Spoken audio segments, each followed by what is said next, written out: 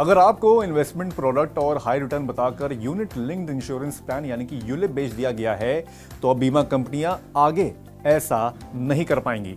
बीमा की miss selling रोकने के लिए इंश्योरेंस रेगुलेटर इरडा ने बड़ा कदम उठाया है।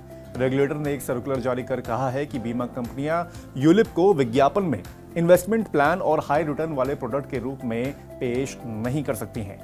बीमा कंपनियों को यूलिप से जुड़े विज्ञापनों में यूनिट लिंक्ड बीमा उत्पादों से जुड़े जोखिम का भी खुलासा करना होगा। साथ ही ये क्लियर करना होगा कि पिछले प्रदर्शन या बोनस को भविष्य के रिटर्न की गारंटी के रूप में नहीं देखा जाना चाहिए। क्या होते हैं यूलिप, कैसे काम करते हैं, इरडा को इस कदम को उठाने की क्यों पड़ी जरूरत, आइए समझते हैं। यूलिप में पैसा लगाने पर निवेशकों को जीवन बीमा का कवर मिलता है। बीमा कवर राशि निवेश के समय तय होती है। बीमा कवर का पैसा कटने के बाद बची हुई रकम स्कीम में शामिल फंड में निवेश कर दी जाती है। यूलिप का लॉक इन पीरियड 5 साल का होता है। इससे पहले आप स्कीम में से पैसे नहीं निकाल पाएंगे। मैच्योरिटी के बाद फंड को एक मुश्त या फिर जरूरत के हिसाब से निकाल सकते हैं। पिछले कुछ सालों में मिस सेलिंग को लेकर यूलिप काफी चर्चाओं में रहे हैं। इसकी बड़ी वजह है एजेंट का मोटा कमीशन। एक समय यूलिप बेचने पर बीमा एजेंट को पहले साल में 40% तक का कमीशन दिया जाता था, जो बीमा धारक के प्रीमियम में से काटा जाता था। हालांकि अब इरडा ने यूलिप के कमीशन की सीमा तय कर दी है। कमीशन कितना होगा, ये बीमा कंपनी कारोबार के साइज और खर्च के आधार पर खुद तय करती है। फिर भी ये निवेश काफी महंगा पड़ता है, क्योंकि यूलिप में बीमा कंपनी के तमाम तरह के खर्च और एजेंट कमीशन की लागत जुड़ी होती है। यूलिप की छवि सुधारने के लिए बीमा कंपनियां इस प्रोडक्ट को अब नए अंदाज में पेश कर रही हैं। कुछ कंपनियां इस प्रोडक्ट को अब स्मार्ट यूलिप के नाम से बेच रही हैं। इसके लिए न्यू फंड ऑफर यानी कि NFO लाए जा रहे हैं, जो किसी विशेष फंड या सेक्टर पर आधारित होते हैं। NFO में नेट एसेट वैल्यू यानी कि NAV की कीमत 10 रुपए होती है। यूलिप के पुराने फंड्स की NAV ऊंची होती है।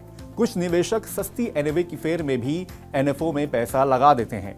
ग्राहकों को आकर्षित करने के लिए कुछ बीमा कंपनियां यूलिप को इन्वेस्टमेंट प्रोडक्ट के रूप में पेश कर रही हैं। बीमा एजेंट ग्राहकों के बीच इसकी तुलना म्यूचुअल फंड से कर रहे हैं, जो कि गलत है। इस मुद्दे पर मार्केट रेगुलेटर सेबी ने भी आपत्ति जताई है। नियमों के तहत अगर इन्वेस्टमेंट प्रोडक्ट है तो वो सेबी के रेगुलेशन में आएगा। यूलिप को बीमा कंपनियां जारी कर रही हैं, तो जाहिर है कि ये प्रोडक्ट इरडा के रेगुलेशन में ही आएगा। यूलिप की मिस सेलिंग रोकने और रेगुलेटरी फ्रंट पर ओवरलैप खत्म करने की वजह से इरडा ने बीमा कंपनियों को सर्कुलर जारी कर हिदायत दी है। निवेश के लिए कैसे है यूलिप? यूलिप में किन लोगों को निवेश करना चाहिए, चलिए ये भी समझते हैं। SEBI registered investment advisor Jitendra Solanki कहते हैं कि पहले की तुलना में यूलिप की लागत काफी हद तक कम हुई है। फिर भी ये प्रोडक्ट म्यूचुअल फंड की तुलना में महंगे हैं। सही विकल्प तो यही है कि अपने इंश्योरेंस और इन्वेस्टमेंट को अलग अलग ही रखें। अगर आपके निवेश का नजरिया 15 से 20 साल की लंबी अवधि का है तो यूलिप में निवेश कर सकते हैं, लेकिन आपको ये ध्यान रखना होगा कि यूलिप से एग्जिट करना मुश्किल होता है। जैसे म्यूचुअल फंड में कोई स्कीम अच्छा परफॉर्म नहीं कर रही है तो आप उससे बाहर निकलकर दूसरी कंपनी में निवेश कर सकते हैं। यूलिप में आप 5 साल से पहले एग्जिट नहीं कर पाएंगे।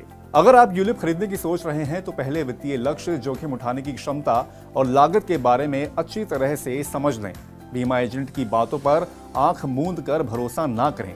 अगर आपको यूलिप के बारे में अच्छी समझ नहीं है तो किसी फाइनेंशियल एडवाइजर की मदद जरूर लें।